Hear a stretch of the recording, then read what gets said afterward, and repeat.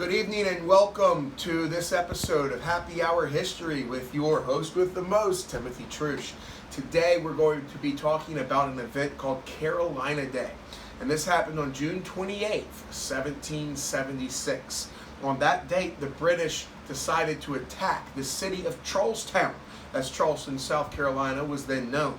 And they decided to attack with a fleet of 9 warships and 300 cannons. Now, to defend ourselves, we had a hastily put together fort that wasn't even finished yet. Only one corner of it was complete. And we only had 32 cannons against their 300. And yet we whooped them. Because the palmetto logs are so soft that when the British cannonballs struck our fort, they just sank in or bounced right off. They couldn't damage the fort.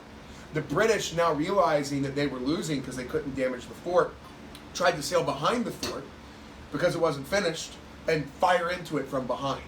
But they didn't know the harbor. And the 3 ships they sent to do this all got stuck on a sandbar about where Fort Sumter sits today, because that is a man-made island.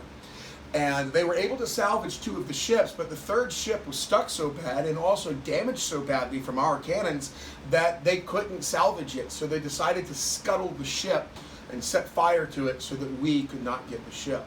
However, that wasn't entirely successful, because as they were retreating the next day and sailing back to England, we briefly boarded that derelict ship that had not been completely destroyed and opened fire on the British Navy with their own cannons from their own ship. At the end of the battle, the British had over 300 casualties. We only had about 10 to 20.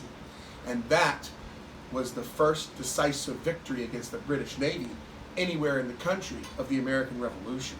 Behind me, you see the battle flag for the battle. Now, this is also the basis of our state flag today. The crescent moon was originally what's called a gorget, where the 2 points faced up like this, and that symbolized military power.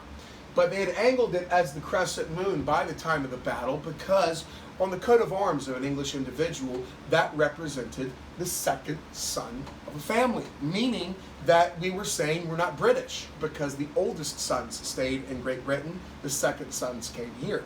The color blue is because of Eliza Pinckney discovering that indigo could be used to make blue dye more affordably, whereas back in England it was so expensive to make blue dye that the term royal blue came around, because only the wealthy could afford it. And so making our flags and uniforms blue, we were saying we were wealthier than Great Britain.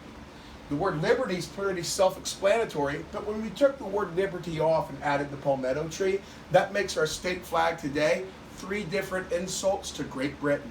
It says we're not English, we're wealthier than the English, and with the palmetto tree that's on our state flag, it says we beat them with these trees.